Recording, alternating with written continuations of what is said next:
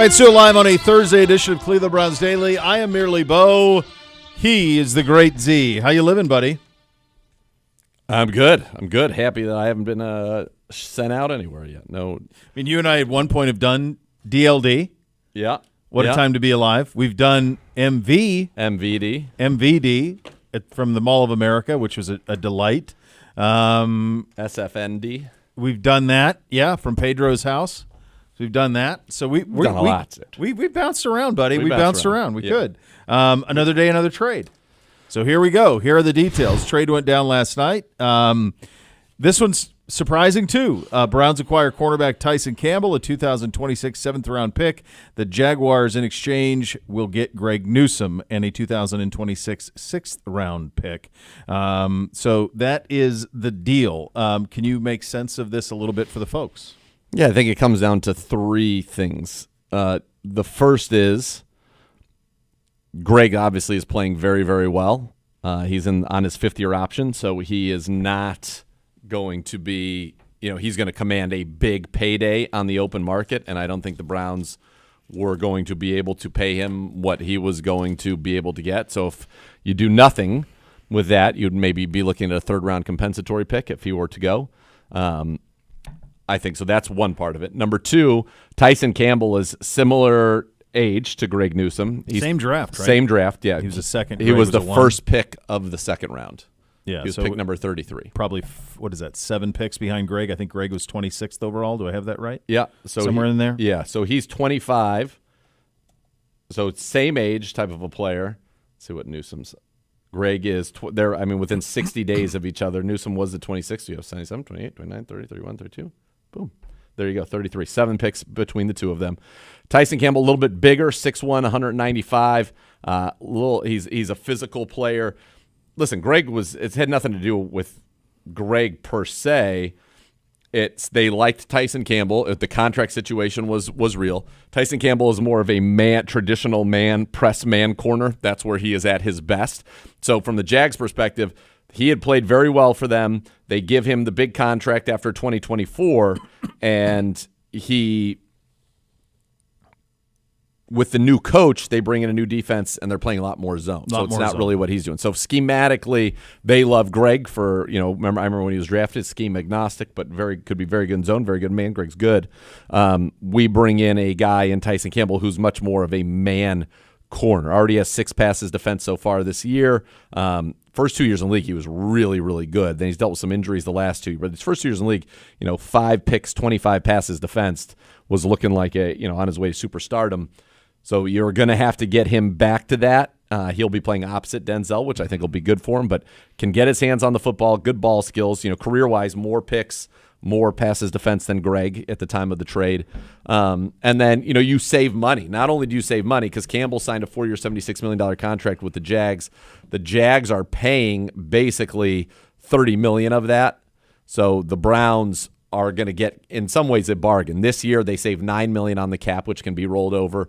Next year, Campbell, I think, costs like $1 million to the Browns before there's a bigger hit in 27. But so basically, you're taking, for a team that needs some guys to be under contract, you're getting a guy at a position that is important and certainly schematically important to your team. You get a guy that you think is a very good fit for what you want to do and what you want your cornerback to be, and he's under contract and at a good rate. Whereas Greg was going to go, Greg, the way he's playing, is going to get more than $20 million a year, which is fantastic for him. I love Greg Newsome. I mean, it's a bummer. We joked, who are we going to have on the show, because we have Greg on all the time. But I certainly wish him well down there. And it's a shocker, to say the least, for it to come as it did late on a Wednesday night. Tyson, for everybody, they expected him to be able to be here and practice today. I think he's out there, and he will 7, and he will play this Sunday. That's the plan, and I think play a lot. Yeah. So, we rarely see this in the league. No. Two things happened this week that you almost never see. Yeah. A guy who is a starting quarterback for one team being traded in the division. I don't think that's ever happened. Quarterback who started a game being traded to a divisional rival in season. The 2 instances we had took place in April. Yep. Joe started the season for us and now is traded to Cincinnati in the season, so that's never happened. And you rarely get a position for position match swap, let alone now, like on a Wednesday in early October. You just never see this type of a thing happen. But you are seeing more trades earlier. I mean, we had the trade earlier this week with Baltimore and the Chargers. So there are some trade levers that are being pulled a little bit, and that's not something we're used to seeing this time of year. You bring up a lot of great points. The one that I think that the other one I think fans really have to pay attention to, obviously stylistic fit, age fit, basically a swap out. Yep. The cap savings hit is massive. The other thing is this is not another contract to negotiate. You and I have talked a lot for the last, I don't know, really since the summer about we have the job after this season of putting together the roster for 2026 is massive. Like on the offensive line alone it's just a lot of negotiating you got to do. It's a lot of signing, it's a drafting, re-signing, deciding who can play, who can't, convincing people to stay. If you can have what you view as a positional fit that's better, size-wise that's better, and that's already done and cheaper, that's why you do it. That's why I think that there's excitement here. Obviously, they know a very good player going out, and I would say it is fair to say that Greg has been better this year than Tyson Campbell. Mm-hmm. But Tyson Campbell has been very elite at various points in his career. The contract says that, and hopefully, this situation coming back here into this defense is going to be very good for him. He's a very willing tackler, good in the run game. He's a physical guy. And you'll hear Brandon Lynch later on talk about him. But I think that's why they made the move. They're going to have to – we need guys that are here, that are young, that are ascending, that are also under contract. And I think, with the MJ injury last year, now you bring Tyson in here. So you've got MJ you'll bring back, I would imagine. I certainly hope so. And then you got Denzel and Tyson Campbell. So a little bit of a surprise. Certainly – you wish it happened a little bit earlier in the week, but if we're going to go out there and play a lot of man defense, then, play man. Here's how we play man. It's man. Go out there and get it done. But, yeah, Browns are certainly making moves. That's 3 trades now in the last week. Yeah. Cam Robinson coming in as well. So we'll see. We'll see. Better size matchup for us against DK Metcalf, though, which is, perhaps part of the impetus for that. Yeah, and the other part here with this is all of these trades that have happened are with an eye to here, but also down the road, which gets us to where we stand now with draft picks. We have our own picks 1 through 5. Yep. First round pick from Jacksonville, that's part of the Travis Hunter trade. 5th round pick from Vegas, that's part of the Pickett trade.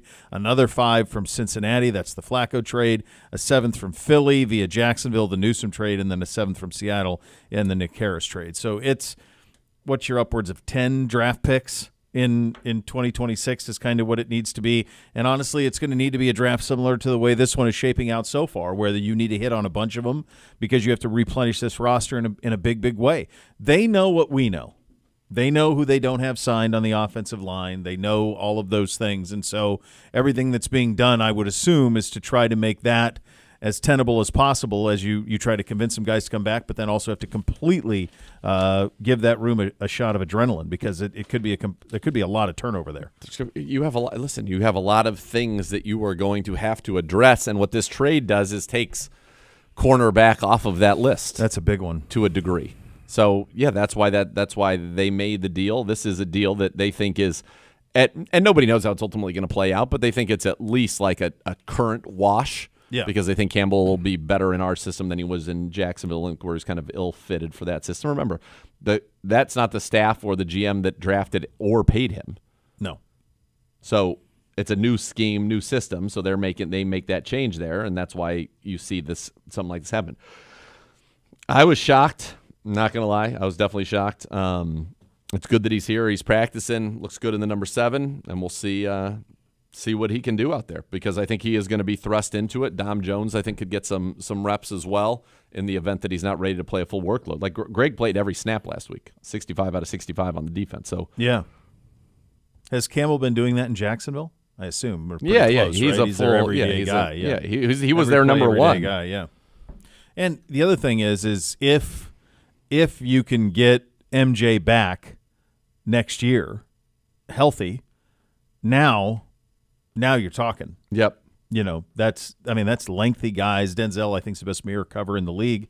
And then those two guys are both bigger body corners who can handle some of the bigger receivers that are out there. So let's also remember that MJ Emerson's going to hopefully be part of this equation next year as well. He's not under contract though, right?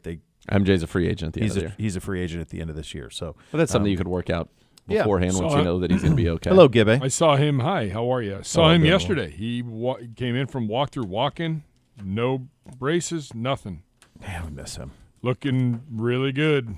Progressing. Little hitch in the giddy-up. You could tell there's a little something, but otherwise, he is progressing very, very well. August. Yeah, August. Yeah. So that's early August, late July. I mean, it was right at the beginning. It's amazing how far all of that has come.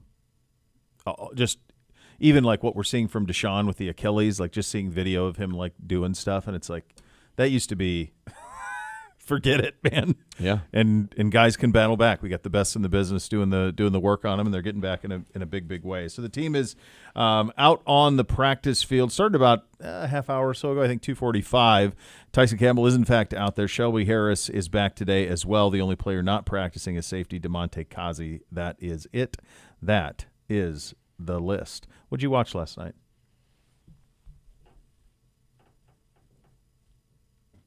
How's the baby boy doing? He's good, dude. 4 months today.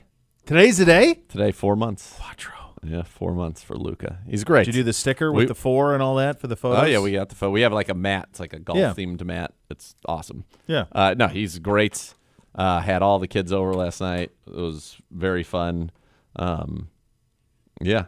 By the time I had to go get Bryce, because Bryce has his show coming up, so I had to go get him. Yeah. And by the time I got home, it was basically bath time and then bedtime. Then I think we watched like a few seconds of Dancing with the Stars. We watched like the end of that. The kids they love that.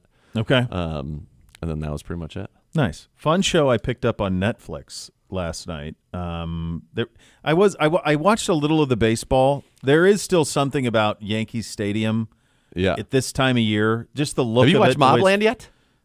No, I have problems with that Paramount. I haven't watched anything in 2 months, buddy. I haven't watched anything in 2 months. All right. I haven't. It's been all sports and kids and stuff. So we haven't started a new show. I can't even remember what was the last one. We were watching one this summer. Oh, Gilded Age. We watched this summer. That was the last thing that we watched. That's been off since July. Okay. So I haven't started anything new yet. It's on the list of things to start. But I was watching the baseball. There is something about the way Yankee Stadium photographs that I would say is similar to like the Rose Bowl. Yeah, it's beautiful. Where you know instantly. Yeah. All you need is like the outfield grass, and you can pick it and go to Yankee Stadium. That's it. So I watched a little bit of that, and it was cool to see Toronto move on and get to the ALCS. That was cool. It's been a long time since they've been in that mix. But after that was over, I was just bouncing around, and I hadn't been into Netflix in a long time, so I popped in there, and they had a show that said 2 thumbs up for you. And it was called House of Guinness. So have you seen the? Oh yeah. We're gonna watch it. Yeah, great. You're gonna love it because it looks great. It's like Succession meets Peaky Blinders. Yeah. So looks fantastic. It does. It hits all the notes that you're gonna love. I watched the show on the plane on the way back. I watched the show Untamed, which is the one that takes place in Yosemite with Eric Bana, Sam Neill. Oh, how's that? It's good. I mean, like, is that a Netflix too? Yeah, it is on Netflix.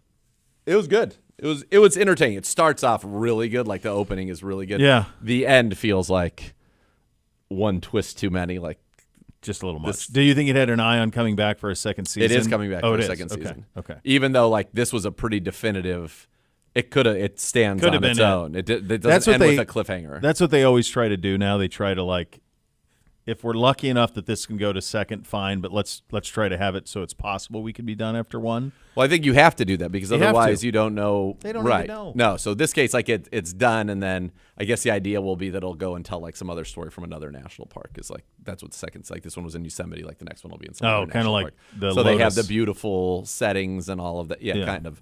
No, it was definitely. I'm happy I watched it. All right, I had one question for you. This is what I meant to ask at the beginning of this, and I forgot. You spent a great deal of time down in Florida. Yeah. I just find this whole Duval thing so interesting. Like, imagine if somebody got traded to the Browns and then they tweeted out Cuyahoga. You know what I mean? Like, it's amazing that it picked up for them. Duval. So it wasn't. When I was down there, it wasn't a thing. I covered Jags. I always said Jags, and that always would get them mad because it was Jags. I covered them from 01 until through the 06 season. Okay. I didn't go there every game, but I did all the big games. I did the Monday Night Football games. I did the openers. I did all that stuff over in Jacksonville. Covered the Super Bowl there. I don't recall ever hearing that in that time. So I don't know who was the marketing person with the Jaguars who said, let's lean into it. I know why they did it, or I don't know for certain, but my hunch is the reason they did it is they were trying to – if memory serves, the city of Jacksonville is all of Duval County. Okay. The whole county. So it'd be like if the city of Cleveland was all of Cuyahoga. Like if that's all that Cuyahoga County was Cleveland. No suburbs, nothing. So why is it just the same name? Great question. Great question. But I believe that's the case. I believe Duval County is the city of Jacksonville, that they're the same thing, okay? Like I think Jacksonville is the biggest city in America. I want to say, I could be speaking entirely out of my rear end, but I think that Jacksonville is the biggest city in America for the land size that it takes. Can you fact check me on any of this? The Jacksonville Jaguars Duval slogan has roots in the 90s when it was popularized by local radio DJs and then gained widespread adoption in the mid-2000s. Through former players like Mike Peterson and Paul Spicer. The chant became more mainstream around 2013 when fans voted on Twitter to be called Duval in marketing and game day traditions, including the first Duval kickoff in 2018. Okay, so that tracks. That's because I was going to say I have no recollection of it at all when I would go to games over there. I never heard anything with it. So my hunch is it just has to do with the fact that their city sucks. Yeah, the beaches are fine, but like my hunch is it's just like we're all in this, right? It's kind of my guess to it. The most fun I ever had in that city, and the thing that it does best, is the cocktail party. That's the thing that I would like to go to. The city of Jacksonville does best. They could not handle a Super Bowl. They were just woefully miscast as a Super Bowl city, just way too small. The last time I was at the cocktail party was 20 years ago now. But in those days, Jack's Landing was really pretty cool. Yeah. And so what you would get is that game was always a 3:30 kick on CBS. It would spill out at 7:30, and then everyone would just kind of matriculate down to the landing, and the landing just filled with 70,000 people. And it was amazing. Yeah. And everybody just mixed and had cocktails, and it was a great time. By the way, Enough from the Clown says you're 100% correct about all of it. Duval County and Jacksonville. There you go. Every once in a while, yeah. It's a weird thing to make it. Here's the thing though, like they're dealing with this down in Columbus with the Buckeyes right now. They tried to force this song as like a sing-along song. The new athletic director guy named Ross Bjork, he came from Texas A&M, and right now all these college football teams, they have this thing that they do where they belt out a song over the loudspeakers and the whole crowd sings it, and they have the lights and all of that stuff. Won't back down from Florida after Tom Petty left. Florida State does Eastbound and Down after Burt Reynolds died. Dixieland Delight is at Alabama. Calling on Baton Rouge at LSU. They do Mr. Brightside at Michigan.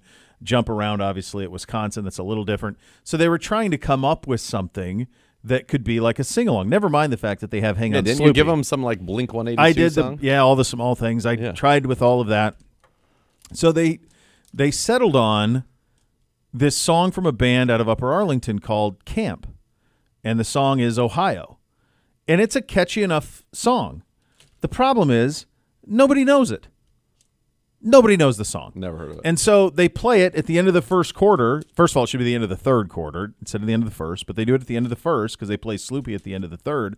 So end of the first quarter, the song comes on. They put the lyrics up and they play it on the big screen. Nobody even knows what's going on, and nobody knows the song. And so one thing I've told them is like, you have to find the most rudimentary, almost annoying song. It's got to be like Friends in Low Places or like Penn State with Sweet Caroline. Like it has to be something that the whole masses know. And the reason that made me think of this with this Duval thing is because this, obviously, from Gibby's storytelling of it, came up very organically. This stuff kind of always does happen that way. When you try to force tradition or you try to force things, it falls flat. Yeah. It's got to be something that the fan base gravitates to naturally. And for whatever reason, they did down there with this. But when you try to tell people this is what we're going to do, people are like, nah, I'm good, man. I'm not doing it. So it's got Mike. That's crazy that it became that way. And I don't even remember it even being a big deal at all until probably the last 2 or 3 years. The Duval thing. Yeah. I don't. Do you? I mean, other than the last 2 or 3 years? No, it's just so. It's just strange. Yes, I agree. It is. It's odd. Yeah, I don't know. It just struck me because obviously there was a lot of light made about Liam Cohen when he did his Duval. Yeah. And then, Greg, as tweeted. everybody tweets out, Duval. Yeah. It would just be like if Tyson Campbell was like, Cuyahoga. Cuyahoga. I mean, Right. it'd be, huh? It's interesting. It is. It's weird they didn't name the city Duval Yeah. or the county Jacksonville. Something. One of the, yeah. You don't need both. Don't need them both. Feels like it's redundant. Confusion in the marketplace. It does seem that way. Those are your hot topics today, presented by University Hospital's official healthcare partner of your Cleveland Browns. It is a matchup Thursday edition of the program. Our offense versus that Steelers defense comes up next. You're listening to Cleveland Browns Daily. We're presented by Ballybet, official sports betting partner of your Cleveland Browns. Please bet responsibly on 850 ESPN Cleveland.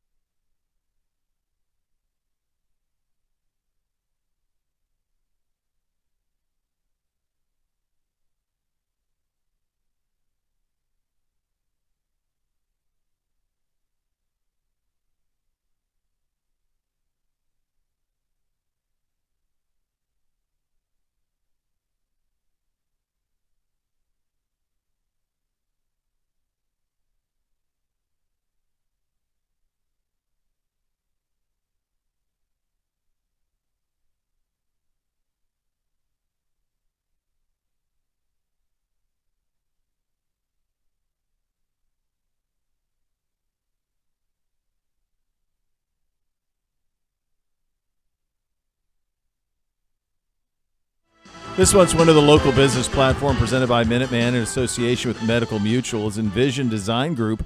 Locally owned in Mentor, Envision Design Group is dedicated to crafting authentic, innovative, and affordable brand solutions. Visit clevelandbrowns.com/community/local business platform for more. It is a matchup Thursday edition. We will begin with our offense versus the Steelers defense. And to do so, first, we must head to the podium. It's presented by Vivid Seats. Purchase your official fan experience package today for the ultimate game day. Here's your offensive coordinator, Tommy Reese. You're done. Yeah. I thought he did a lot of positive things. Obviously, unique week to prepare for.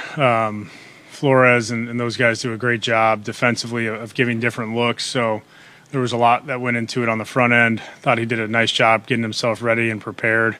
There's always things to clean up. You know, you can be a rookie, you can be a 15-year vet. There's always going to be, plays and things to clean up. When you look at it, probably in its totality, took care of the football, did a nice job for us coming out of half, did a nice job on the second drive of the game. That 3rd and 9 play in the red zone was really a good job getting through his progression. And then, there's some things later that we want to clean up and continue to work on, but, positive feeling after his first one.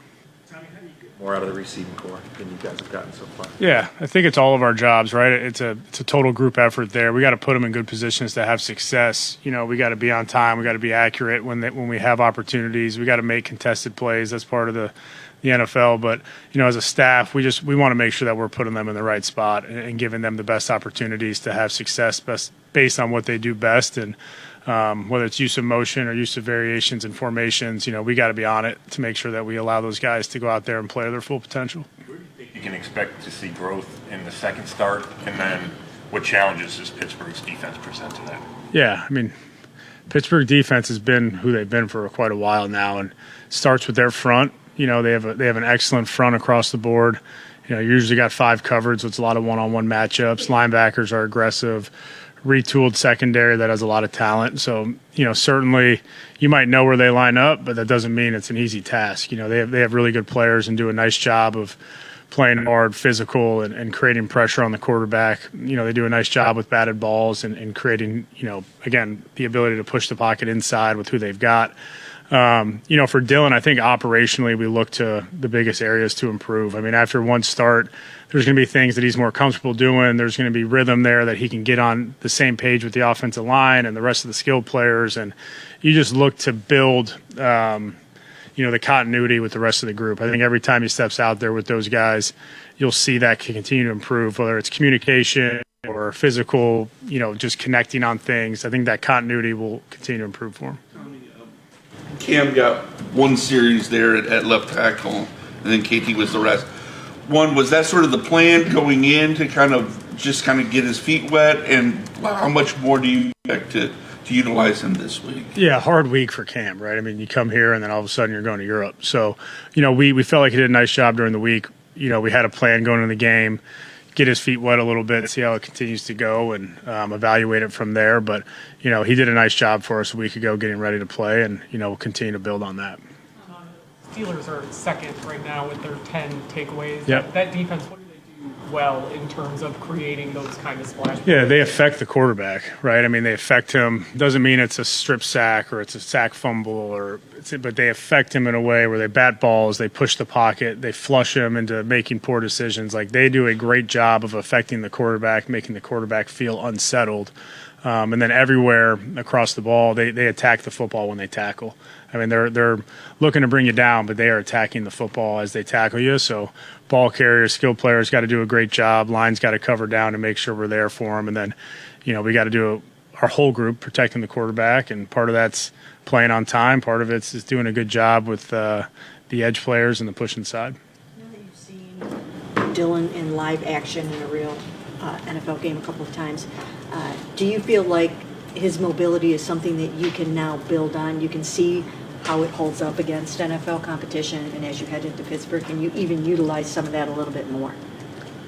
Yeah, we'll see what it holds. He has that ability. How much you use it is probably by a game plan, and certainly part of his strength is his ability to create and move. So we'll see how that continues to unfold.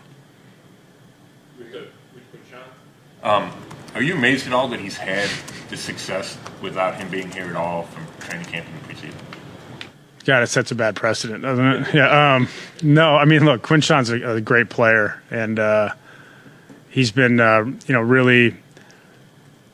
Football is really important to him, and so like his ability to come in and hit the ground running.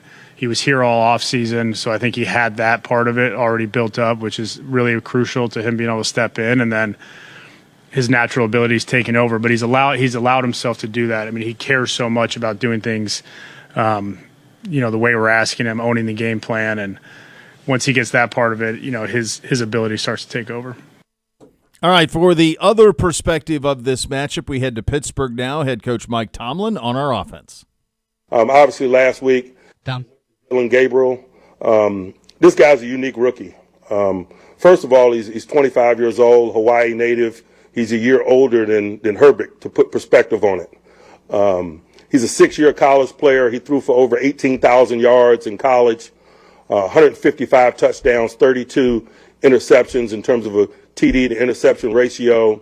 And so I think that in-helmet perspective, you can't put a price tag on.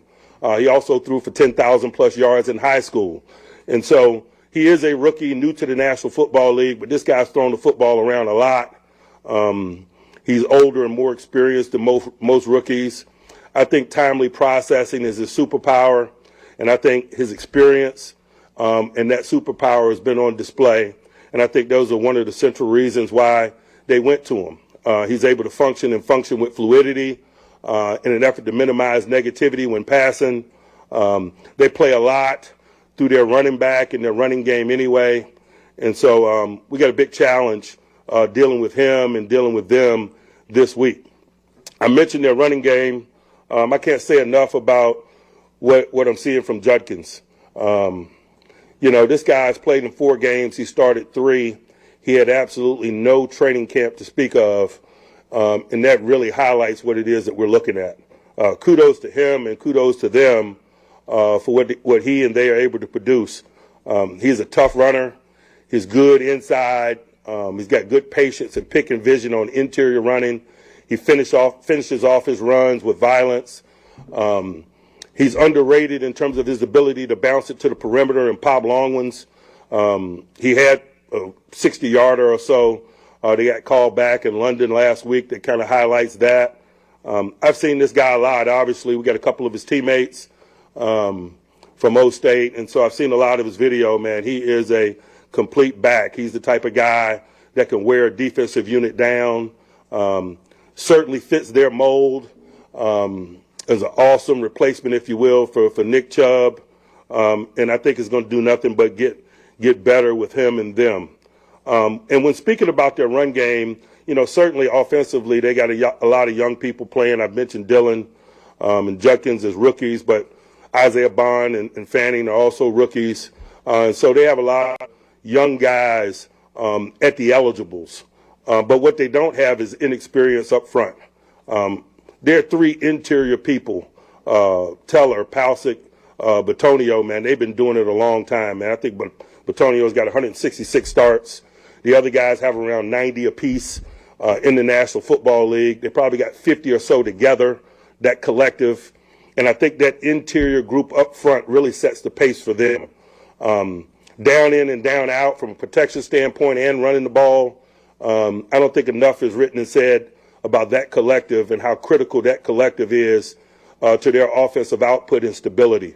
Got a lot of respect for those guys, man. We got a full day's work ahead of us trying to minimize their run game with that runner and those 3 interior people up front. In the passing game, certainly, as I mentioned, Gabriel's superpower is his process and his timely processing, and I think that's on display in his utilization of tight ends. Njoku's a guy that we've been dealing with for a long time, really talented, really good after the catch, can turn screens and checkdowns into big gains. He's got a highlight reel full of plays of dragging defenders and things of that nature under those circumstances. And Fanning is an oversized athlete. I think you box him in when you view him as a tight end. There's been some of those athletes in recent years. I think Brock Bauer reflects that in Vegas, for example. He's probably the prototype of the young guys in that mold, if you will. I think that's one of the reasons why we were really excited about acquiring Jonnu, is because I think he fits into that category. Those guys are, unique athletes. They got really good run after and athleticism. They're matchup problems for linebackers. They're oftentimes too big and strong for secondary people. And I see all of that in Fanning's play. Saw a lot of his Bowling Green tape. He's a talented guy. They're doing an awesome job of utilizing him. And on the outside, with Judy and Bond, man, they got some guys with big-time athleticism capable of producing big plays. All right, there you go. Time now for our first matchup. Our offense versus the Steelers' defense. It's presented by Ballybet. Ballybet Sportsbook, official sports betting partner of your Cleveland Browns. Please bet responsibly. We turn it over to Dr. Z. Well, the Steelers, they still are the Blitzburg Steelers, but so far kind of mediocre defensively. Number 20 scoring defense. Now they are the number 30 pass defense. They are the number 19 rush defense, and they're giving up 5.7 yards per play. So they have struggled a little bit as a defense so far this season. But what their superpower is, Mike Tomlin, is taking the football away. 5 fumbles, 5 interceptions, 10 takeaways. They're 21st on third down, 21st on fourth down, 16th in the red zone, 22nd goal to go. So this has not been a good defense, but they have been very good at taking the football away from their opponents, and that's why they have been able to win so many games. It's a 3-4 base defense up front. They've got Derek Harmon, their first-round pick out of Oregon. He's only played 2 games. He was injured in preseason. He's got a sack so far. They've got Keanu Benton is the big guy in the middle. Their second-rounder in 23. He's got a career-high 1.5 sacks already, and then Cam Hayward, the veteran, who has been his 15th NFL season, 7-time Pro Bowler, 5-time All-Pro. He's got a sack already, gets his hands up there, 3 passes defensed as well. Their pass rushers, T.J. Watt, you know him very, very well. 7-time Pro Bowler, 5-time All-Pro, was the Defensive Player of the Year in 2021. He's got 111 sacks and 34 forced fumbles. That's the most among active players. He's got 3 sacks in the last 2 games, so he's playing well, back to his form. And then on the other side, Alex Highsmith should be back. He's missed the last 2 games with an ankle injury. He's got a sack this season. He was a guy who had 14.5 sacks in 2022. Nick Herbig, though, has filled in for him. He's second on the team with 2.5 sacks. He's got an interception, a forced fumble, 8 quarterback hits. He's played very well. Their 4th-round pick in 2023 out of Wisconsin. He's been very impressive. Then their linebacker, they also have Jack Sawyer's got a sack, the rookie out of Ohio State. And then in the middle, it's Peyton Wilson and Patrick Queen. They both have 35 tackles on the season. Queen, a 2-time Pro Bowler. They both have a sack this year. They make plays behind the line of scrimmage. They've been very, very good there. Back end, it's a new-look back end. Joey Porter's only played 1 game so far this season. They've got Juan Thornhill, the former Brown. Jalen Ramsey is there now in the trade, the Minka Fitzpatrick trade. Deshaun Elliott is back, and then Darius Slay is their other new corner. But when you look at them this season from a pass defense standpoint, 30th in the NFL. They have struggled, giving up 7 passing touchdowns in just 4 games. Slay's given up 137 rating in coverage. Jalen Ramsey, 92 rating. Juan Thornhill, 155.8. Joey Porter, 106. The guys who've actually played the best for them are James Pierre, an undrafted free agent, and Brandon Eccles. They have been very good filling in with all the injuries there. They also have former Brown Jabril Peppers there. Chuck Clark is another safety. So a lot of depth there, but they have not been dominant. They're going to play single high safety, so the middle of the field will be closed. You'll get a guy in the middle of the defense there. They will blitz you a lot, 38.7%, third most in the league. Their primary coverages are cover 1 and cover 3. They play those 20% and 46.7% respectively. So 2/3 of their coverage will be cover 1 or cover 3. Play a lot of man, not a lot of zone. They do have a lot of busted coverages. I mentioned 12 of those, second most in the league. And they do play their base defense quite a bit, which is that 3-4 that I talked about, where you would have Harmon, Benton, Hayward, Watt, Highsmith, Wilson, and Queen, and they'll drop one of those guys on the end every now and then into coverage, try to fool you. But they have not been a great defense. I definitely think the Browns have an opportunity to put some points up on the board against them, trying to still get to that elusive 20-point mark. They're giving up 23 a game. Gibby and G-Man want to know, the Browns beat the Steelers Sunday if they do what on offense? Well, it starts with, and it's not enough, as we saw last week, but it starts with taking care of the football, right? You can't have any giveaways, can't have any turnovers. Now, you did that last week, but that's going to be a part of it. Another part of it's going to be getting some chunk plays. You have got to be able to get the football down the field. If you get lucky enough that they get a busted coverage, you've got to be able to take advantage of it. You've got to hit that play. And we need better play out of our wide receivers. We need better play out of Jerry Jeudy. We need better play out of Isaiah Bond. We got to keep running the football, but I think it's keeping Dylan Gabriel protected, keeping him upright, and keeping the football away from the Steelers. The only reason they beat the Patriots, for example, is they had 5 takeaways in that game. They don't beat the Patriots without that. The 5 takeaways, 2 of them inside the 2-yard line going into the end zone. So that's going to be a key. But I really think this one is much more about, can this Browns football team find a way to hit some of the chunk plays, get the football down the field? Can you get Jerry Jeudy going? You know, right now, you look at the passing touchdowns on this team, there are 5 of them. Cedric Tillman, who's not going to play, he's on injured reserve, has 2. Dylan Sampson has 1. He hasn't played all that much anymore. Njoku and Harold Fannin each have the other 2, and those both happened in London last week. Right now we don't have a wide receiver who will be active in this game that has a touchdown reception this season. That's got to change. We've got to get these receivers going. It's just you should be able to go offensively. Yes. Good grief. First 2 weeks, both running backs, Seattle, Kenneth Walker went over 100 yards. Week 1, they played the Jets. Breece Hall Jets ran for 185 yards against him. Like, you can have success. Then Carson Wentz threw for 350. Like, it's there that you can move the ball on these guys as long as you don't turn it over.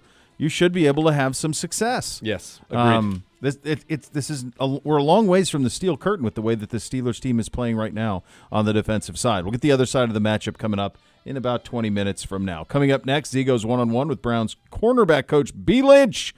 That's coming up next. You'll listen to Cleveland Browns Daily. We're presented by Ballybet, official sports betting partner of your Cleveland Browns. Please bet responsibly on 850 ESPN Cleveland.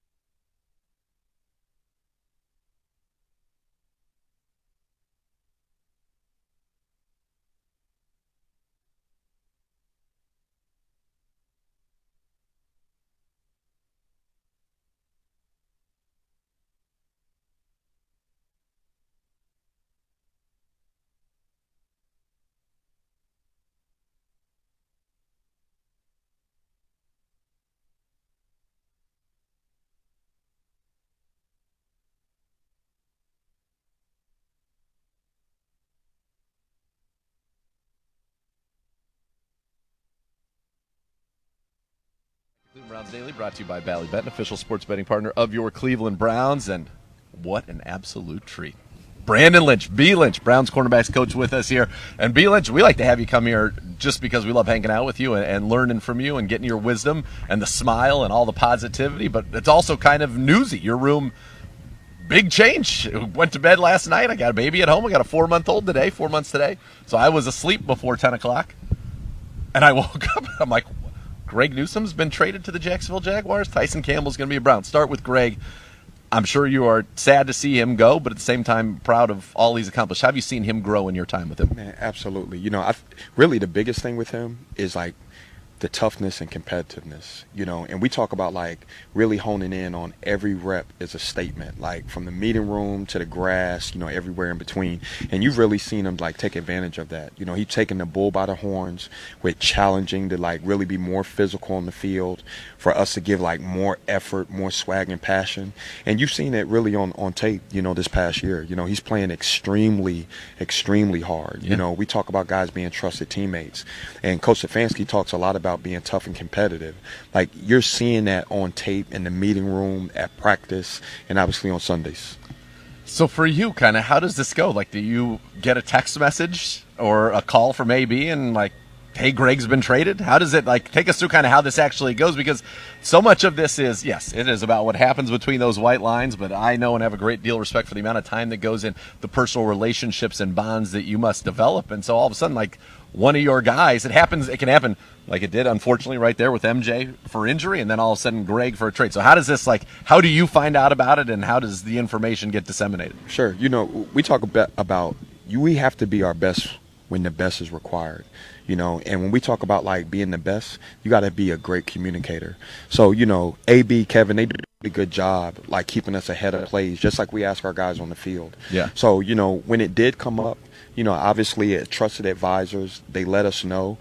And then as a professional, you got to do your job. You got to be solution oriented. Yep. And you got to be at your best when the best is required. And with bringing Tyson in this week, we're expecting that young guy to go out there and really embody what we do. So as a teacher, we have to do a really good job indoctrinating him into what's important to us. And Kevin says it best, like, standard, right? And our standard is do what we're supposed to do when we're supposed to do it every time. So I'm looking forward to him getting in, like understanding what our defensive is all about, with our physical violence, which he's all about that. He's always been about that from Georgia, and certainly with Jacksonville, and really just seeing him play with some effort and swag. So when you have a guy come in and then you're going to get him, hopefully he'll be on the grass today, you get him ready for a game on Sunday. Now, it helps that his natural kind of go-to is to be a press man corner. It just so happens we play as much press man as anybody in the National Football League, so that's a good fit. Is that just as simple as, like, you're playing man, cover your guy? But I'm sure we have specific techniques or certain techniques that we like to incorporate. So how different is playing man than playing man, if you know what I mean? Like, man for the Cleveland Browns versus, okay, you're thinking like he's playing man. Sure. We pride ourselves in teachers of simplifying the complex. So really, like, having an opportunity where he's coming into a great culture of guys that understand, what the expectation is when we align up from a guy and how we try to simplify it. In case in point, when our guys line up, we talk about keeping it in buckets. 101, 201, 301. When he gets in, where you get in from OTAs, we say 101. And it's as simple as our stance, our alignment, our keys, our first step. Yep. If you get an outside release, we say kick the lead position, play the 9, respond to everything else. You get an inside release, we say kick the even, arm's length, we play 7 and dig. So obviously, like, once he gets in, really simplifying that, because he has the traits to be great, right? Yeah. And then from there, the 202 of that is now what type of releases are you getting based on who we play? And I'm really, as a staff, we're really excited about really, like, him comprehending that, because he's another smart player. Like, having him before the draft, he's football savvy, he understands ball, he's seen a lot of ball. Right? And high-level ball. Very high level, and he's played at a high level. And then the 301 version is now within those motions and splits. How do you narrow that down? Within that, okay, outside release. What is that outside release? Is it back shoulder? Is it 9? Is it converting it, 9 yards back to the quarterback? Inside releases. Okay, based on certain formations, you're only getting one of the two. And he's a guy that, obviously, he can crunch those numbers and he can operate fast. How interesting is it, and you can give great perspective on this, but for example, Tyson was very productive in Jacksonville and gets the big contract. New staff comes in, they're not playing as much man, now they're playing a lot of zone. That's not really necessarily, of course he can play it, but that's not what he was necessarily drafted to do. And now he's going to get to come to a place with man. So how much does kind of scheme matter to accentuate the talents of a player and perhaps, mask to the best of your abilities the negatives of a player? Sure. We say who we play, what they play, what we play, best personnel, 2D reference to injuries. And I say that based on who we play and what they play, what we play, man, we're a press man team. Like, we're not trying to trick you. Our engine, they're going to get home. Our defensive line has been vastly improved. Yep. Our nerve center does a good job at communicating. So really, bringing a young guy in that fits what we do. We want physical guys outside. Hell, he's a physical corner, right? Yeah. We like 32 inches, guys that can put hands on and disrupt at the line of scrimmage. He can do that well. And most importantly, he has that tough and competitive mindset. So really just getting him out here, man, I'm looking forward to this. That'll be fun. And you obviously have a great leader in the room in Denzel Ward, Yes. one of the best in the league, Yes. certainly to do it. I'm sure he's chomping to get out there after the last game. And then you got a young guy, Miles Harden, who I think has really kind of stepped up, because one of the things I've noticed is teams, the last 2 weeks in particular, it really kind of jumped out to me, are using that kind of late motion where they quickly get, and last week it was Justin Jefferson, where he gets inside, so now he's on Miles, and they do it kind of at the last second, so it's kind of that's the man. And he's held up. He's held up against Jameson Williams 2 weeks ago, who was a top 10 pick, and certainly held up against Justin Jefferson, one of the best receivers in the league. So how's he performing, and how's his confidence growing for what you guys are asking him to do? And knowing the teams are, listen, they didn't want to go with Denzel, they don't really want to go with Greg. They're going to try to find a way to get that matchup, and he's done it. Sure, consistency, but it goes back to the standard. Do what we're supposed to do when we're supposed to do it every time. We're not trying to make things overcomplicated. We want to do a really good job with our fundamentals and techniques, and then we want to have endurance and precision with applying them, And I think the biggest thing to that is having a room that holds each other accountable. Those guys are a really good job at self-correcting. When they come on the sideline, and you're showing these guys plays, Miles is very quick to say, look, coach, on this play, I didn't get the ball thrown, but I know I need to throw my head back and play the leverage. So guys having that type of self-awareness, it really helps that. It helps the rookie curve a little bit. There was a 2-play sequence where they did that, where they used kind of that late short motion where Jefferson went from, I think, outside to in to get onto Miles, and they ran the play, and he went up and ran a dig, but it was a penalty that they called the play back, and they ended up going back to the exact same formation, the exact same motion, except this time Jefferson went up and instead of running the dig, ran an out. I may have it reversed, but you know what I'm talking about, that exactly. sequence? Yes. And Miles was on it. Yes. Because they tried to give him the same look and be like, okay, you think you know what's coming, and here's one of the best route runners in the league, and he was still on it. I was really impressed when they did that, because I thought when they come out in the same look and give you the same thing again, they want you to think it's the same. And really, I think everybody else kind of was the same, except for Justin Jefferson, was where Carson Wentz was staring at him, and Miles had it. Absolutely, man. Statement. Stay within your toolbox, stay within those fundamentals and techniques. All right, talk about some of the young guys now. Dom Jones getting signed up to the roster, but some of the young guys in that room that, we know how this league works, and we don't know if Tyson's going to be able to just step in here and go the full game at that spot. So we could see some of these guys. Who have you been impressed by, and what should fans be looking for if they do get an opportunity on Sunday against Steelers? Absolutely. Dom is a guy who fits everything that we do, right? Long corner who's physical on the perimeter. We talked a lot about want to. We want guys that want to come up and make tackles. He's a guy who's a contact seeker. He's a guy that comes in early, stays late, trusted teammate. The other two young guys are Jarek. Jarek is a young guy, another 32-inch corner, very long, right? And he's a guy he's a contact seeker. He's a guy that's extremely tough, competitive. He's always ripping at the ball. He's a guy that, when we're in meetings, he's somebody that Denzel always kind of points out with his effort, getting off stock blocks, sprinting across the ball to get fists on ball. He really stands out. And then we got another young guy, Trey Avery. Yeah. Swiss Army knife. Young man he's a Baltimore guy. And we've seen him on special teams. Yeah. Baltimore guy, tough edge. He plays with physicality. And he's almost like a silent assassin. He's one of those guys that, he's not very vocal, but when he speaks, it's big. Big challenge. Speaking of big, Aaron Rodgers, 4-time MVP. Yes. This will be a fun one. They also had another big, literally, DK Metcalf, who's been kind of their leading receiver. When you have a quarterback who can operate the way that Aaron Rodgers can, and so far this year they've been getting the ball out very quickly, quickest in the NFL. How does that kind of impact what you guys want to do? Rush and coverage work together. We have to do a really good job getting tight, staying tight, and then winning second leverage. We want to do a good job playing inside out. That way our defensive line can get home. He does have the fastest time to throw with the shortest pass depth. Yep. So we got to do a good job, like with our alignments, with our communication early and often, that we really got to execute fast. And you got to come up and tackle because they're going to throw screens Yes, at. sir. They're going to do a lot of that. Coach, thank you so much for the time. I wish we could keep talking, but we got a lot. Everybody wants to come out here. It's a big day here in Berea, but excited to see you. Excited to get Tyson out here on the field and see what we can do against Steelers on Sunday to get a big win. Pleasure, man. Thanks for having us.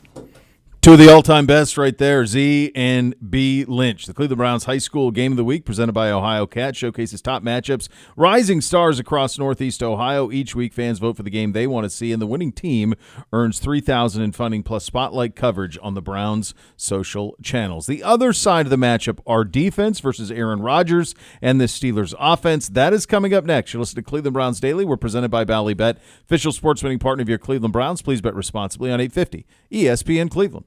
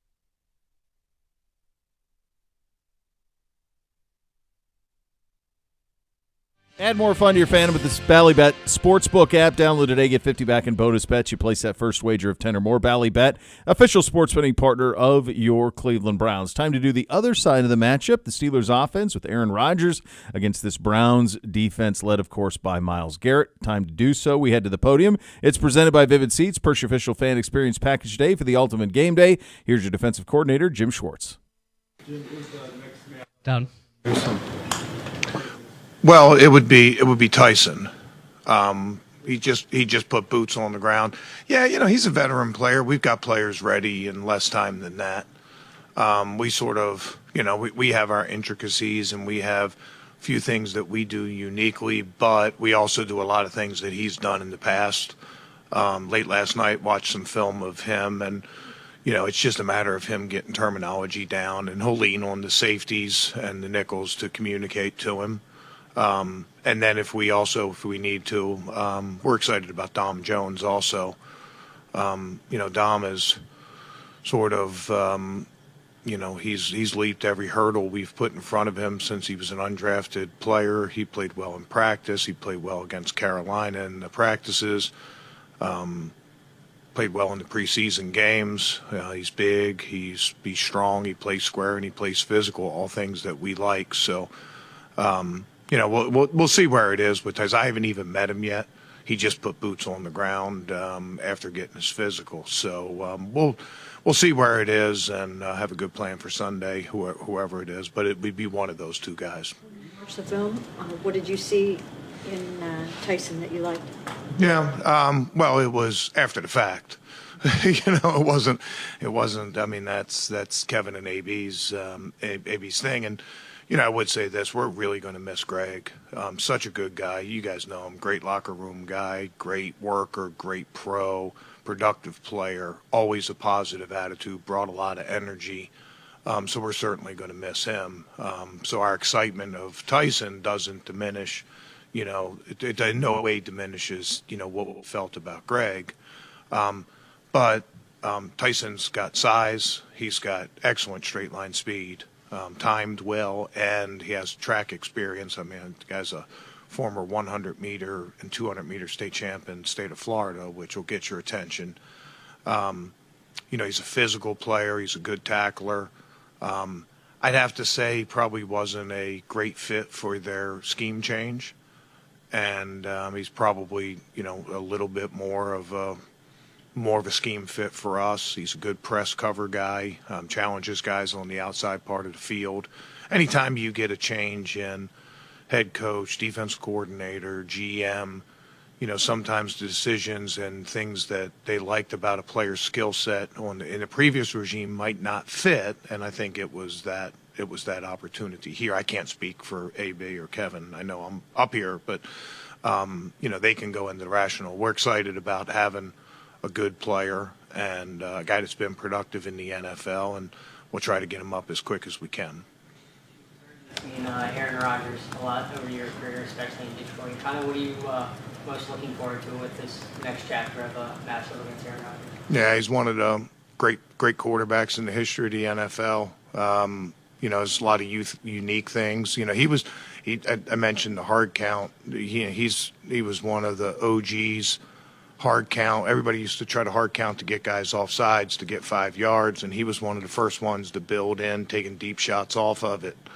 And we really got to be hyper alert for that and trying to sub and catching 12 guys on the field because he's going downtown with those things and has made a lot of plays over the course of his career doing that. So, up front, we can't put stress on our secondary, just giving him free shots with deep passes by being all sides. So that's been a big point of emphasis for what he does. And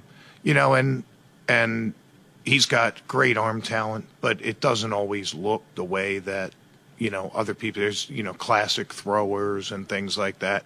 He's just got such a loose arm. He can throw from 6 million different angles. He's extremely accurate. He's been an outstanding quarterback, been a Super Bowl winner.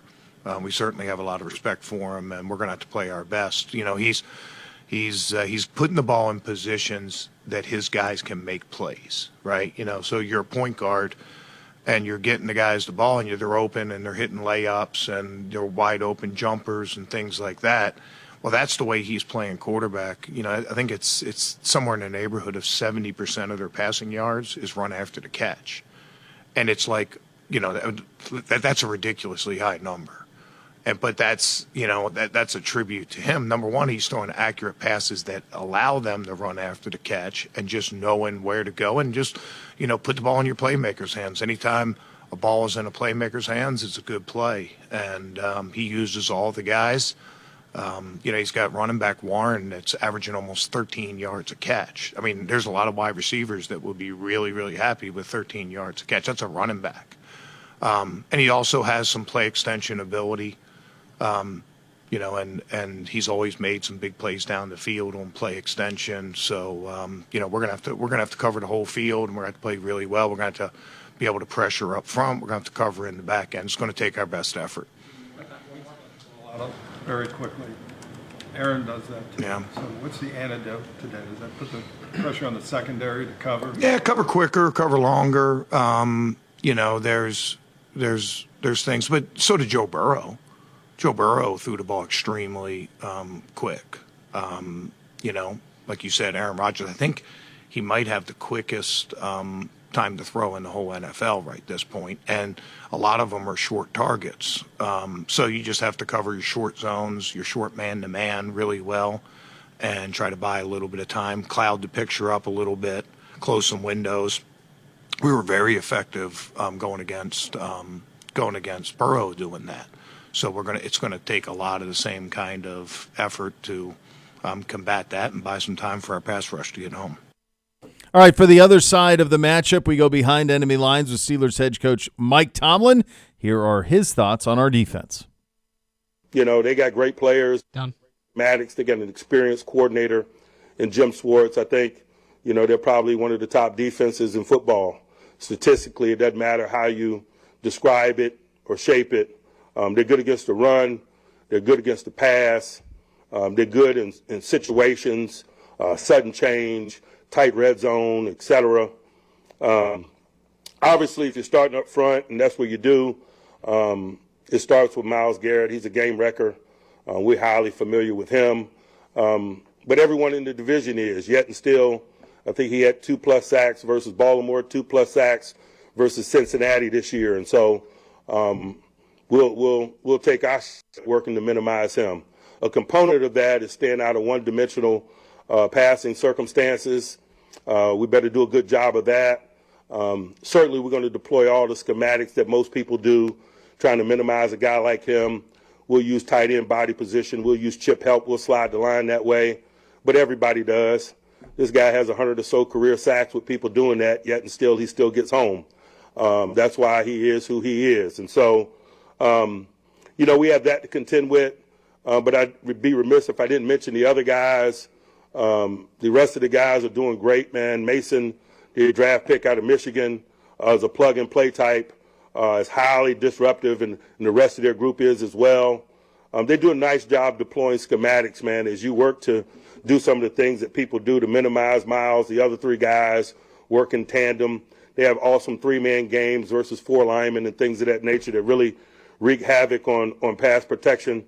They got a strong secondary led by Denzel Ward and Delpit. Those guys have been back there for a long time, man, and play smart. They do a great job of communicating. They're multiple. As I mentioned, Schwartz has been around a long time, and that guy does a great job of working to play to their strengths and to cover up potential weaknesses that all units have. You see that in his schematics. He's thoughtfully aggressive. You feel game planning. He caters his plan week to week based on the things that opponents do. He's capable of going big and 5 defensive linemen versus run games and so forth that he respects. Saw a lot of that versus Baltimore. He's multiple in terms of dime packages and so forth against teams that throw the ball around a lot. Saw that a lot against Cincinnati, for example. And so we got a lot of work in front of us. We got a long week. All right, there you go. Time for our second matchup. It's presented by Ballybet. Ballybet Sportsbook, official sports betting partner of your Cleveland Browns. Please bet responsibly. For a look at our defense against the Steelers offense, we turn it over to Dr. Z. All right, Steelers. Here's where they're at. Is it great? 31st rushing offense, 27th passing offense, 29th overall offense. That doesn't feel like that's great. But again, we go back to that turnover thing. That's why they win. Aaron Rodgers on the season, 69% completion, 786 yards, 8 touchdowns, 3 picks, 103 rating. He's been sacked 9 times in 4 games. He's got the quickest time to throw in the NFL. 3 of the games he's gotten the ball out on average under 2.5 seconds. Those were all 3 of their wins. They don't run it well. I told you that. Jalen Warren averaging 3.1 yards a carry in 3 games. He looks like he will be back. Kenneth Gainwell, though, looked pretty darn good last week. 19 carries, 99 yards, so over 5 yards a carry, 2 touchdowns. He had 6 catches for 35 yards, career high 134 and 2 scores. They also drafted Caleb Johnson in the 3rd round. He hasn't done much, 8 carries for 21 yards this season. Arthur Smith's the offensive coordinator. A lot of 2 tight end sets, but they're not really using them in the passing game. It's very odd. Jonnu Smith has 14 catches. That is second on the team behind only DK Metcalf's 15. DK Metcalf's 15 catches have gone for 261 yards and 3 touchdowns. Jonnu Smith's 14 catches have gone for 71 yards. Crazy. 5.1 yards a catch. I've never seen that. No. Freiermuth had 600. Jonnu Smith and Freiermuth, now granted they were on different teams because Jonnu Smith was a Pro Bowler in Miami. Last year he had 88 for 884 and 8. Freiermuth had 653 and 7. So far combined, they have 21 catches for 136 yards this year. It is baffling what's going on. They're not using those tight ends. Solid offensive line, though. If there is a weakness, it's at the tackle position. Troy Fautanu and Broderick Jones. How do you think you would say that? This guy here. I'm bad at these. Fautanu. Yeah. Fautanu? Fautano. Ooh? Ooh, I think 2 O's is ooh. Yeah, good job out of you. Fautanu. Yep. And Broderick Jones, those guys. Yes, Gibbe? Troy Fautanu, first-round pick last year out of Washington. Fautanu. Missed the entire season. Missed the entire season last year with a knee injury. Started the year, but got hurt. G-Man, it's weird that you would have such intimate knowledge of the Steelers' offensive line happenings. Well, yeah, I mean, it's like Broderick Jones is the left tackle out of Georgia. Isaac Seumalo is the left guard. What was Zach Gibby Frazier saying in the background? Hold on. Does he have the right guard? The right guard is Mason McCormick. Who went where? South Dakota State. Okay. That's a lot of information. We need for the a G-Man. He's got a lot of information there. Maybe he likes the nachos there too. He might. Pittsburgh. Peepaw was saying he's got the PJs. Remember? Pittsburgh Peepaw got his PJs. Yeah, I remember. We're taking the G-Man on the road with us this weekend. Oh, mama. G-Man. Exactly. Oh, boy. Yeah. Okay.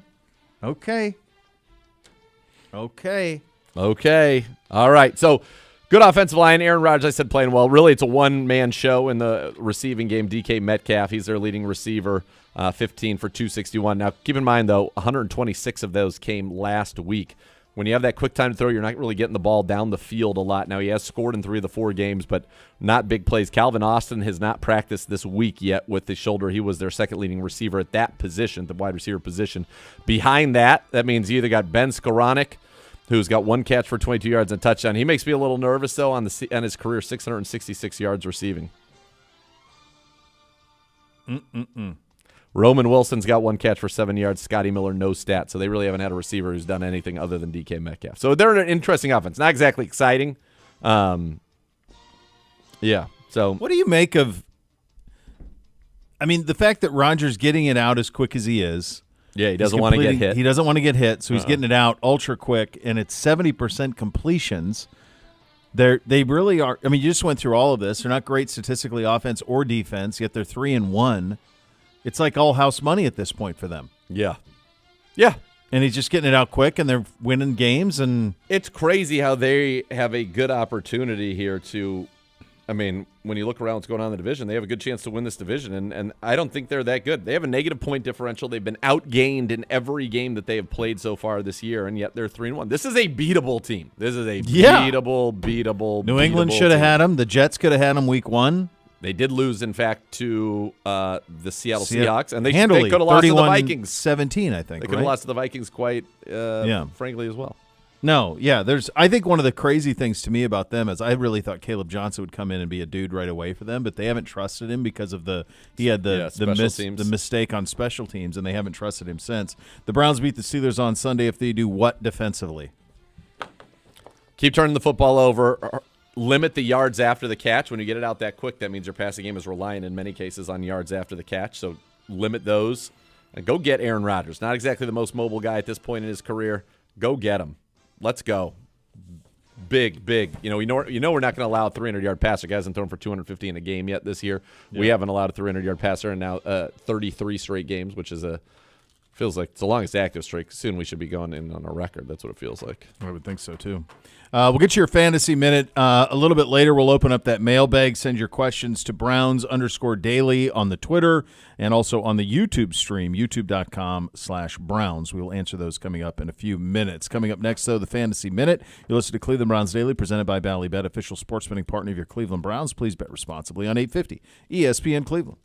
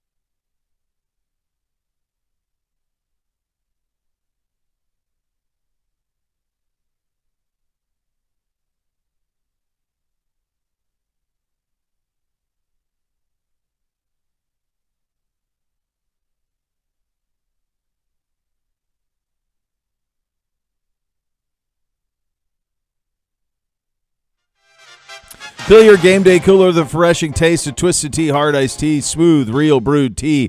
5% kick of alcohol. Look for the bright yellow cans. Twisted Tea, keep it twisted. By the way, we move merchandise, which we already know.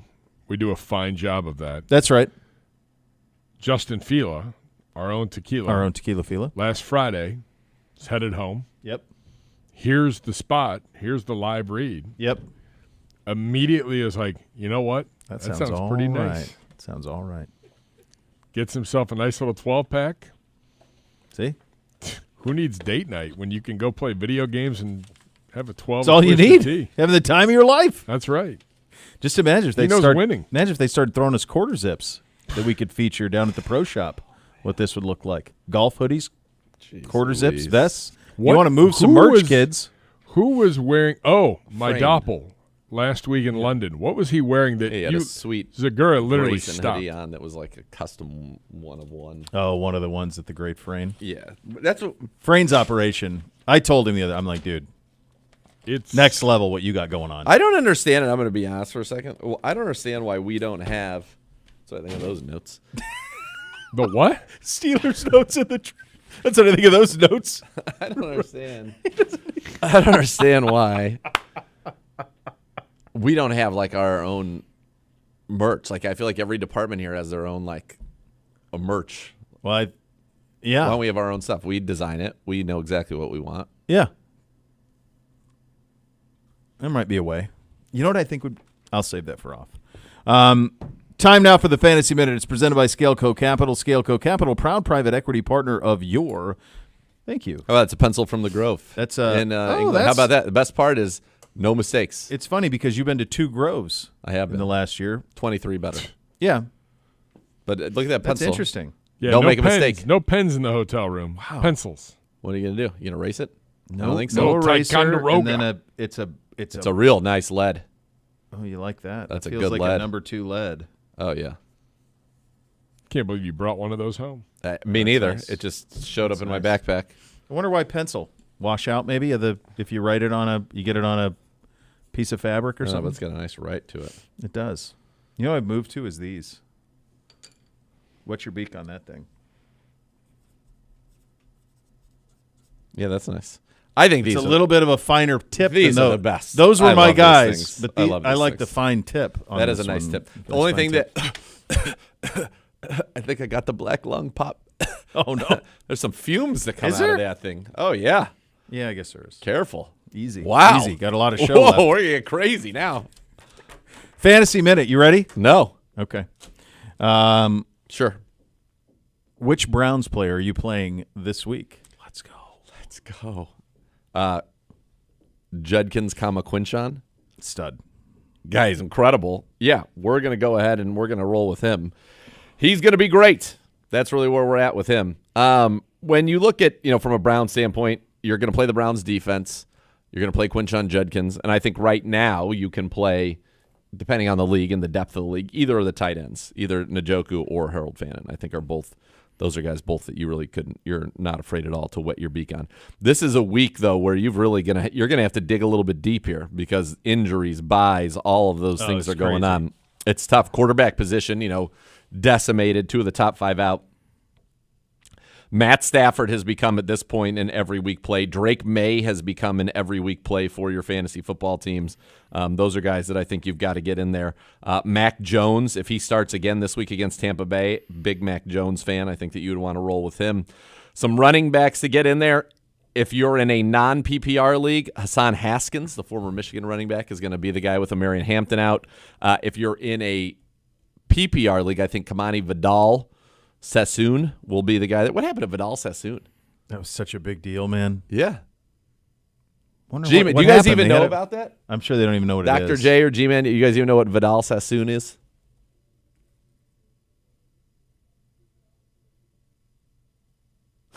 Nothing. He's just furrowing his brows. Gibbe's trying to explain.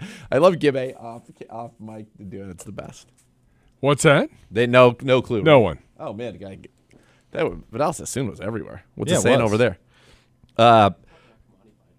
Krosky Merritt, get him in your lineup. J.K. Dobbins, keep him in your lineup. Rico Dowdle, if he gets a start if Hubbard's out again, must start. Javonte Williams is a top 5 every guy. I feel so vindicated. I was so big on Javonte Williams for so many years. Yeah, I know it. It's great to see him. It is. Him thriving. Michael Carter in Arizona with the injuries they're having, somebody who certainly can play. Wide receiver position, Kendrick Bourne. The Bourne identity, do it again this week, especially it looks like those receivers are going to be out again in San Francisco. He will be the main man. Ladd McConkey. Ladd. Come on, Ladd. Can we get the ball a little bit? What's going on? That guy was an early draft pick for me, not really getting it done. Stephon Diggs seems to be back to being a number 1 receiver and somebody that you would certainly put in your lineups right now. Trying to think some guys down the line a little bit that you want to get in there. I mentioned Bourne. Seems like Calvin Ridley's starting to wake up a little bit, which would be nice. I think he's a good buy low candidate if you wanted to go and make a trade for him. He's somebody to keep an eye on there. And then at the tight end position, talked about both of our guys. Jake Ferguson is the number 1 tight end right now in fantasy football. He's been a beast. Kelsey's playing well. Kincaid, Kyle Pitts is coming on. Tonjes. I don't know if that's how you say it, but it sounds like Tonjes. So Tonjes. Turning water into wine. Water into wine. Turn the other cheek. Tonjes has scored, folks, in back-to-back games. All the Tonjes all the time. He scored 3 times this year. Yeah, I like Tonjes. Just what a good name. It's the name that inspires confidence. Yeah, there's no doubt. Darren Waller, all he does is catch touchdowns. This guy, that's one of the craziest stories there is. He's just like, yeah, here I am. Out of the league and then all he does is catch touchdowns, yeah. He's got 3 already. I know it. Guy's been an absolute monster. You know who the Ferguson guy's dating or engaged to? Who? One of those Cavender girls from the University of Miami. Those basketball Instagram girls who were the first. Wasn't one of them dating like Carson Beck? Yeah. So he's engaged to the other one. The other one was dating Carson Beck. Yeah. Huh. Yeah, they were like the first NIL millionaires were those two. Huh. They played like 7 years of college basketball. Like an entire career at Fresno State and then like 2 years at Miami. For both of them. One even transferred to TCU for a year, never played. How about it? Yeah. All right, real quick. I think that's probably where she met Mr. Ferguson. The defenses, the pack off their bye against Joe Flacco. I think Flacco's going to get his yards, but if it's a sack turnover league, I think that you could do pretty well with them. Broncos, Jets, Eagles against the G-Men. Patriots against New Orleans is a nice one. Seahawks against the Jags. That's not as great of a matchup. And then the Colts have been really good fantasy defense, and especially if Kyler Murray's out, I like them against our guy Jacoby Brissett. There you go. There is your Fantasy Minute presented by Scaleco Capital. Scaleco Capital, proud private equity partner of your Cleveland Browns.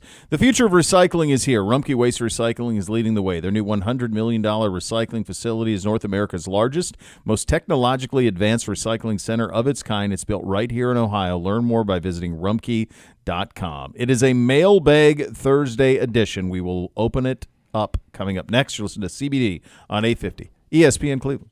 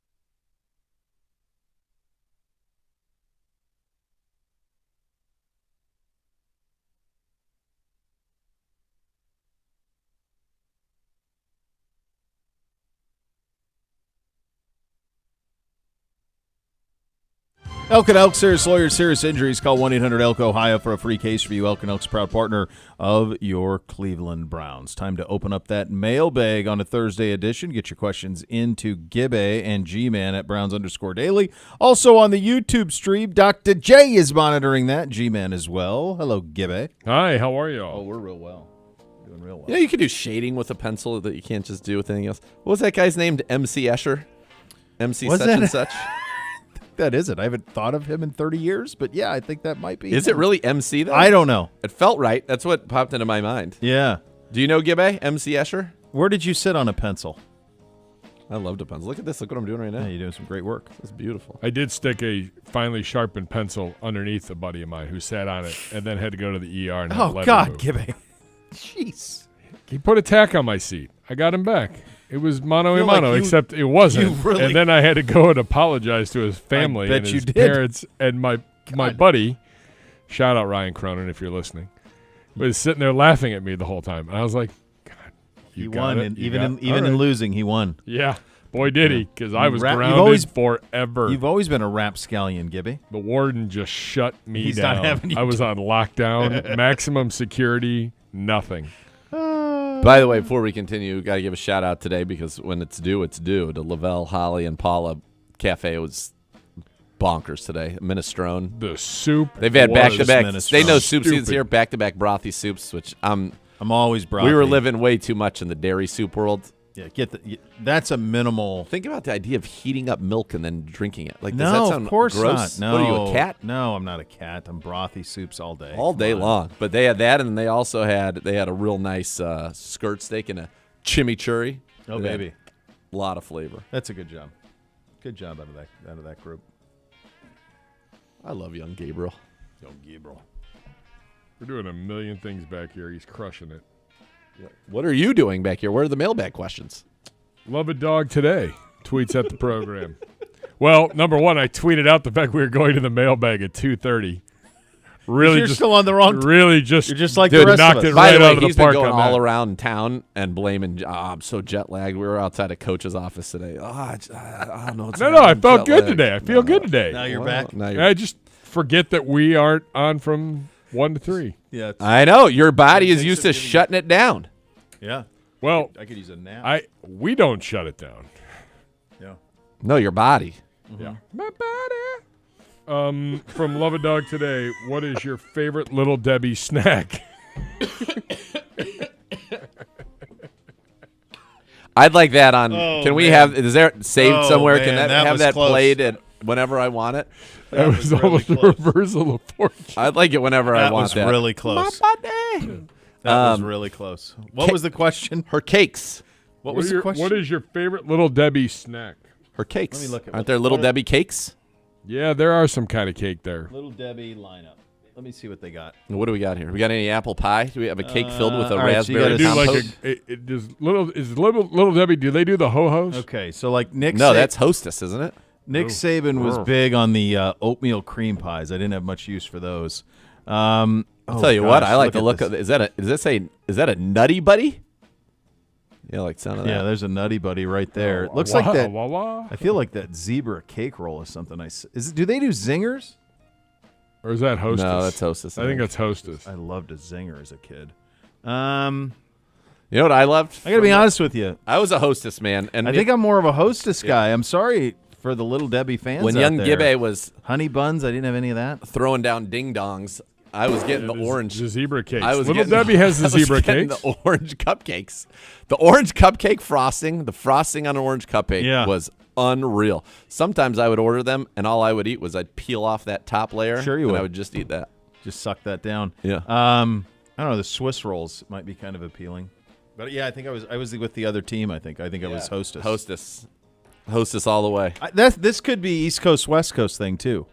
Maybe there's more of Little Debbie out here and out west. There's a We little might more have other. to. We might save this G-Man for. This is a great off season. By the way, to compare Nana Little says Debbie versus Hostess. How they're all because basically we an are opposite. finding things that we're like, oh, that's there. Yeah. Nana says it was in fact MC Escher. Thank you, Nana. Good job. What a drop in out of you out of nowhere.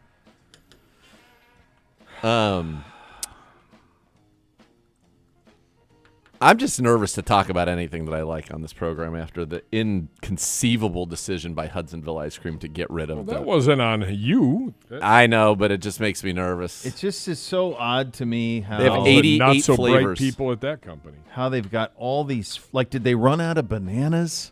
Come on. No, Like, bananas are where- everywhere, dude. And the price of bananas is still the price of bananas. I mean, I don't They're even touting know over- what world I would want to be in here. I mean, in terms of where they are now, I mean, birthday cake, black cherry, blue moon. An apple fruit pie ice cream? Maybe I'm intrigued. I don't know. Maybe I don't give know. that I a don't run. want to give them. No, I'm done with that company. I am on a. I think I am I'm on too. strike from them, and they had the best mouthfeel. So it's sad to me, but when you get rid of the best flavor, you can't be trusted. I can't. It was a mouthfeel that you're not going to get with any No. other ice cream. The other thing that was crazy about it was a price point that was crazy. Peach cobbler. They even have, believe it or not, I'm looking. They got a little Debbie collab. They do. G-Man yeah. still has half a tub left. Yeah, they got Savor bars. it, G-Man. Savor it. Well, you remember what happened to mine? We had the broken freezer. I lost 5 pints. Don't even. I just Someone went should to have been waste. executed for that. I mean, just went well. Needless to say, that was less of a financial burden than the loss of the Costco crab cakes or crab legs. That was especially with the price of crab right now. I feel like Is that one of those things, do you think, with that where, like, yeah, there were, for some reason, some shortages at one time, and so that it went from 33 to, like, 65, and they're like, guess what? People are still buying it, so let's just keep it there. Of course, yes. $65 a pound? Yeah, Like, that's it's right. outrageous. You used to be able to get them for like $179 for the box, and now I think it's Yeah, and then it went to, like, $300, which was good, and now it's, like, $600 for a box. yeah, it's out of A control. 10-pound box? Yeah. Listen, if I'm dropping... There's not a single one of these that I need. If I'm dropping $60 a pound on something, it better be half beef, baby. That's what I dropped it on right there. Half beef. Browns backers North Jersey tweets at the show. With Our the- guys, I like that, yeah. These guys are good. Yeah, good guys. With the Lillabuck up for grabs this week, what's the coolest rivalry trophy? Oh, it's easy. It's not even close. Is it the axe? I think it's the axe. It's from my Floyd, youth. Floyd of Rosedale. Write that Excuse down. me? It's Floyd of Rosedale. What's the Floyd of Rosedale and who's Just competing Google for it. it? I put my iPad away. Yeah. Oh, you put it's the winner. It's unbelievable. Who plays? Can you pull up? It's Iowa. It's Iowa, Minnesota, I believe, or I think it's Iowa, Minnesota, or Iowa, Wisconsin. I'm not sure. It's really better than the axe? It's a bronze pig. The thing is amazing. It's an amazing piece. And it says Floyd of Rosedale. It's unbelievable. Like, look at this guy. I don't even know like what Who wouldn't want that guy? behind How you. great is Look that? behind you. Oh yeah, there he That's is. pretty good. Iowa, Minnesota. Iowa, Minnesota. Floyd of Rosedale. Did that say it was established 2015? Oh no. 1915? Yeah, 1950. probably. Yeah. Introduced in 1935. The What about the Floyd axe, of dude? Rosedale. How long's The axe? The go axe back? is the axe is a little bit of a cheat code though, because like an axe is always cool. Like who? But wasn't that I the just think it's- original? No, there's a bunch of them. Like Notre Dame plays for a bunch. There's like a jeweled shillelagh and all this other stuff. Little brown jug is Michigan, Minnesota. The gold hat is this weekend, Texas and Oklahoma. So there's some really cool ones out there. What's UMass and Kent playing for this weekend? Dude? To not suck? Whole bunch of nothing. A pillow fight. But I just love the idea of like two places like Iowa and Minnesota saying we got to play for something, and somebody saying I got an idea. Let's do a pig. Sold. Print it. All right. Bronze him. Let's go. And then they named it Floyd. I don't know. It just feels like everything college football. The should be name about. is pretty Floyd impressive. of Rosedale. Come on, it's unbelievable. I just received a text from a pretty significant luminary. You're on it as well. That said, yo, it's almost 5 p.m. Are we paying you overtime now? Yeah, I hope so. Feels appropriate for what's going on right now. Where is he? That's pretty good. That's very good out of him. Well played. Well played. Well played. Bobby with a few here. What are some of the cheesiest movies you still enjoy watching? Roadhouse. It was on this week. I watched it. I know you would. I'm gonna Yeah, give if it's you on, I'm going to watch for 15 minutes until it hits a commercial. I would do that. I'm going to give you not only a cheesy movie, but a cheesy movie series that does not. I don't understand why it doesn't get any run. Like you, all right. You're a flipper. Yeah, I am. That's dolphin talk for Flipper. That's what I did. That was good. That was good. I thought you were going in a different way. I didn't know where that was going. Okay, go ahead. Where's Austin Powers? Okay. Those movies are hysterical. I don't know. And they're not You anywhere. can't flip to them ever. They're never in a flipping world. Never.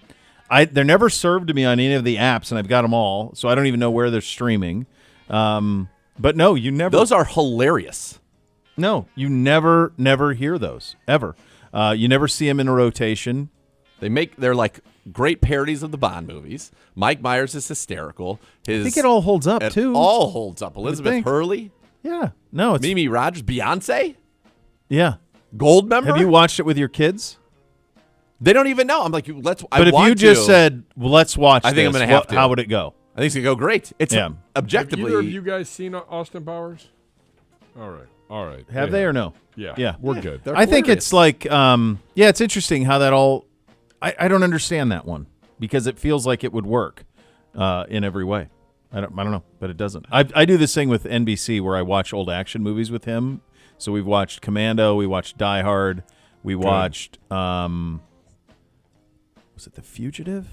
Yeah, you had no, The Town. We did The Town. We did Hell or High Water. Like we've done some of those, and they've all been like loves them, like all about it. But we haven't gone too much. We did watch Dumb and Dumber with all three of them. I watched Ferris Bueller's Day Off. They loved all of those. But he would be. I think he'd like Austin Powers. Maybe I'll run that his way. Yeah.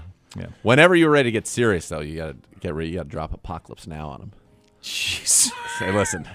Buckle up. Buckle up. Like that in Deliverance. This is what the world used to be like. Here's what it's all about, man. Yeah. I don't know if he's ready for that yet. When did you guys have that? Have where you watched the that Sheen stuff? thing yet? Have you watched the Sheen documentary yet? No, dude. I haven't had time to do anything. Man. I haven't seen anything yet. Definite watch. But he talks about at one point, Martin Sheen, when he had back that breakdown. That's Segura being asked if he's got to be paid overtime. Segura's got time. Okay. He's the only one Kid's watching. been drug all over the globe. He's all over the globe. We're talking about Academy Award-winning film here, Gibbe. Did you have like people say like you have to see these? So like I remember like you have to see Deer Hunter, you have to see Deliverance, you have to see Apocalypse Now. You had to see these movies, and then I would watch. Like I felt like, you know what? No, I didn't need to see Deliverance. I didn't need to see that at all. Okay, so I'm good. I'm worse off. So, number one, Apocalypse Now. I had a buddy, Mark DeServi, his dad, Big Lou, legend. And we would that was like the hangout house. Yeah. And we would go hang out there. And like in college, whenever we were back in town, we'd always hang out at their house because Big Lou was the man. And we would hang out for him. You just look at the text right now. It's unbelievable. It's an unbelievable run that we're on right now. And I'd like you to refute that. I'd like you to refute that this is to lure you here. I'd like a strong rebuke, in fact, is what I'd like. I'd like a rebuke. Corporate Bro's a month in. I'm not getting into this. You're not rebuking this? I'm not getting into this the reason situation. That you said yes? No, I'm not getting into this. Unbelievable. I can't dip my toes in those waters. So Big yet. Lou was Give me 6 months. A Vietnam vet, and he was like, we're watching Apocalypse Now. So we did, and it was intense. It was awesome. And I loved it. It's one of my favorite movies. It's so funny. My buddy Skipper West's dad was the exact same. Big Skip West, Vietnam vet. We had to sit and watch Platoon with him. That would be a little harder. Oof. Although Apocalypse Now has some. Yeah. It's pretty. Yeah. There's some stuff in there. Yeah. So that was one. And you then will watch what was consecrated. Deliverance, my junior year in college. Oh my God! Nobody needs to see that. I am AFB. It's me to put that on a shirt. I am president of my fraternity, and as we come back to school that year, I've been elected, so it's going to be that junior year. I'll be the president of my fraternity. All the presidents of the fraternities and sororities were going to go whitewater rafting down the Chattahoochee. No. So my dad is like, hey, before you go, watch this. Thanks, Pop. So we watched Deliverance. And That's then fun. I was nervous. Yeah, I bet you were. I should tell you to head to Meijer to scan the Hillshire Farms QR code in the meat department until November 11th for a chance to win a suite for 10 for the Steelers game on December 28th. Boy, way to follow up. What a transition. Had to get it in. I heard the prompts. Yep. Don't forget the Stefanski show tonight, 7 with Nathan and Gerard. Z and Gerard tonight, 7 to 8. Kevin Stefanski Show, University Hospitals, Cleveland Browns Radio Network. Get the coach's first thoughts on the Greg Newsome trade as the guys get you ready for Sunday's game against the Steelers. They'll be broadcasting from Worcester tonight, so go check them out there. Oh, baby. Excuse me? I just wanted to see if he was paying attention. He wasn't. He's already checked And out. was answering text. Oh, baby, he says. Oh, baby. Oh, baby. Yeah, That's all it. right. That's what you get. Go ahead. Worcester. Go to You Worcester. think I'm going to be in Worcester with the Worcester Nobles? Beatbox. Not happening, Beatbox yeah. from The Worcester. Fighting Scots, baby. Was he really? Yeah. How about Yeah, that? yeah. And we got a Thursday nighter. We This do. one's you. I'm not sure I'm waiting up all night for this one. Philly coming off their first loss of the year on the road in Jersey, taking on the New York Football Giants. Giants 1-4, Philly 4-1. It's an NFC East showdown. Bo Bishop. It was right around this time Or last year, week 6. They're running 10 seconds. Sirianni out of town, and they got it going. And guess what? They're going to get it going again. Eagles by a billion. Players only meeting. See you Anything tomorrow. remote. Cleveland Browns Daily, 850 ESPN Cleveland.